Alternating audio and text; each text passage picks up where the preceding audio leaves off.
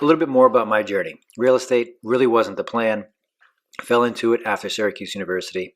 I moved to New York, and the first job that I took was at an investment firm that put together research and prospectuses, really, trend and forecasting reports for real estate owners, property managers, people looking to invest, people looking to buy, sell property. So I knew nothing about my market. I knew nothing about industrial, commercial, residential property. So I had to learn all that very quickly. As day one, I was on the phone with all of these folks. And while I wasn't selling them anything, I was in the information exchange business, and quickly learned that if I didn't have valuable information to exchange, they would hang up on me. So I learned everything I could, loved it, fell in love with real estate, as for some people, it's their home. For others, it's their entire investment portfolio. And real estate can be anything and everything in between those two things. So it's a never-ending journey for me. That was almost 20 years ago. I know I will never know everything about real estate. There's always something new to learn, and that's what keeps me going. That's what keeps me moving forward. Sales. I never consider my background sales, but we're all selling something, whether it's ourselves, our business, our service, our products, our solutions, combination of all those things. We are constantly marketing and selling ourselves. So while you may not think that you're in a sales role, you are in a marketing and sales position at all times, whether it's acquiring new clients, whether it's negotiating, putting solutions in place that helps you, your clients, your business. So think of that mindset that if you're going to be a successful business, you're selling something. Spent a good amount of time in corporate. My biggest and best takeaways are continuous improvement. That is hand in hand with the mindset we talked about earlier. Never stop getting better. That you're good at something, make it better.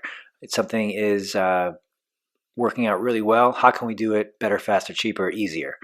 Something's not working well, how can we bring it up to a level that's acceptable? Do we need to bring in new folks, new resources, new time, new money? Do we have to put a new focus on who or what is being allocated at the problem? What I do now, I mentioned earlier, I'm a real estate attorney, so I do transaction work. I'm a broker associate, so I help people sell property. And I'm a consultant and coach. It's the work that I love most. It's the most rewarding work that I do. I work with real estate agents, brokers, brokerages one-on-one. We do mainly two things. One, we break down the business and we look at what's working really well. How can we make that better for you? What's not working well? How do we get it to that acceptable level? I've said it a few times so far in the course. I'll say it over and over that's first step is a mindset, is can we make things better? And if you think you can, you can. If you think you can't because you're already the best, then you're also right and probably not going to be a good fit in that forum. All of these things for me, I approach with an entrepreneurial mindset that I am my own business. I am my own. I'm in control of how these businesses operate. They are multiple income streams for me. Sometimes they work in tandem. Sometimes they work completely separately from each other. So it's on me to run them each like a business, and that's a lot of the foundation work that we'll talk today within these 5 principles.